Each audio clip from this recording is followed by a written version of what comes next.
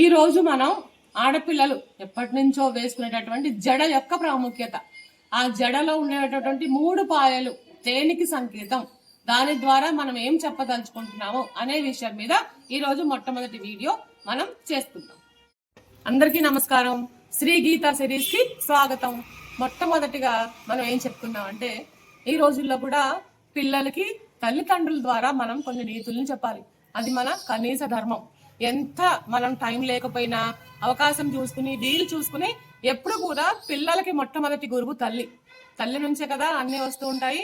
So ఒక ఆడపిల్లకి ఎలా చెప్పాలి, ఏం చెప్పాలి, అది అమ్మాయినా అబ్బాయినా సరే మనం మంచి మంచి విషయాలు చెప్పాలి. అలా ఇప్పుడు ఒక మంచి విషయాన్ని చెప్పి దాని ద్వారా మనం పిల్లలకి ఏం చెప్పాలో మీకు చెప్తాను. చూస్తారు కదా అందరూ, చూడండి. చక్కగా అన్ని మంచి విషయాల్ని మీతో పంచుకుంటాను కదా, ఈ విషయాలను అమలు పరచండి మీ పిల్లలకి చెప్తూ, సరేనా? అప్పుడు మనం పూర్వకాలంలో రామాయణంలోకి వెళ్తే కనుక రామాయణం నుంచి మనకి ఎన్నో నీతులు ఉన్నాయి. మనకు అందించిన మహనీయమైనటువంటి గ్రంథం రామాయణం.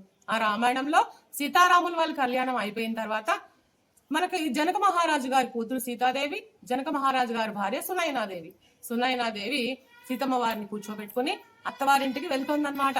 అమ్మవారు ఆవిడకి ఆడపిల్ల కదా, ఎంతైనా చెప్తోంది అత్తవారింట్లో ఎలా మసులుకోవాలి, ఎలా ఉండాలి అని చెప్తూ ఆమెకు అర్థమయ్యేలాగా చెప్తోంది అనమాట. అమ్మా సీత, చూడు తల్లి, నువ్వు ఎంత మహారాణి అయినా ఆడపిల్లవే కదా తల్లి, అత్తారింటికి వెళ్తున్నావు, అక్కడ నువ్వు ఎలా మసులుకోవాలి అని ఆ మహారాణి సునయనాదేవి సీతమ్మ వారికి చెప్తున్నారనమాట. కూర్చోబెట్టుకుని చక్కగా జుట్టుని 3 పాయల కింద విడదీసి, చూడు తల్లి సీత, ఇది నీ పుట్టింటి వారు అనుకో అని ఒక పాయని ఇలా తీశారు, ఇది నీ మెట్టినింటి వారు అనుకో అని ఇంకొకటి తీశారు. ఈ మధ్యలో ఉన్న 3వ పాయ కీలకమైంది. నువ్వు తల్లి పుట్టింటి వారి నుంచి వాళ్ళ గౌరవాన్ని కాపాడాలి, అత్తవారింట్లో అందరితో కలుపుకొని తోటికోడళ్ళు, మరుదులు, ఆడపడుచులు, తర్వాత రాణివి కాబట్టి ప్రజలు, వీళ్ళ అభిమానం కూడా నువ్వు సంపాదించాలి తల్లి. వీళ్ళందరినీ కలుపుకొని తలలో నాలుకలాగా ఉంటూ ధర్మాన్ని పాటిస్తూ పతిని అనుసరిస్తూ చక్కటి కీర్తి ప్రతిష్టలు తెచ్చుకోవాలి తల్లి. ఇది పుట్టింటి వారి గౌరవాన్ని కాపాడేది, ఇది మెట్టినింటి వారి గౌరవాన్ని కాపాడేది, మధ్యలో ఉండేది నువ్వు తల్లి అని ఈ పాయని కలిపి మధ్యలో ఉన్న ఆవిడ్ని కలిపి 3 పాయలతోటి చక్కటి జడ తయారు చేసింది. ఈ జడ ఎలా ఉండాలో నీ కుటుంబం అలా ఉండాలి తల్లి అని చెప్పింది. చూసారా సీతాదేవికి తల్లి ఎంత చక్కటి మాటలు చెప్పిందో. ఇలా మనం కూడా ఆడపిల్లకి కానీ మగ పిల్లవారు కానీ మంచిని, నీతిని తెలియచేయాలి. ఆ చెప్పినటువంటి మాటల్ని సీతాదేవి ఎప్పుడూ పాటించింది, ధర్మాన్ని అనుసరించింది. ఆచంద్ర తారార్కము చక్కగా నిలిచిపోయిన మహా సాధ్వీమని సీతమ్మ వారు ఆడవాళ్ళందరికీ ఆదర్శం. సో మనం కూడా వీలు కుదిరినప్పుడు చక్కగా పిల్లల్ని కూర్చోపెట్టుకొని నీతిని చెప్పాలన్నమాట.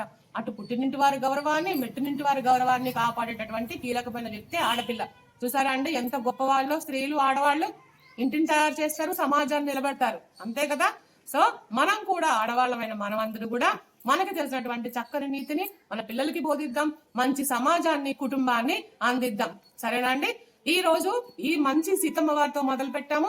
నా ఛానల్ ని ఆశీర్వదించండి, స్వాగతించండి, అందరూ కూడా అమలు పరచండి. అందరికీ కూడా పేరు పేరున ధన్యవాదాలండి.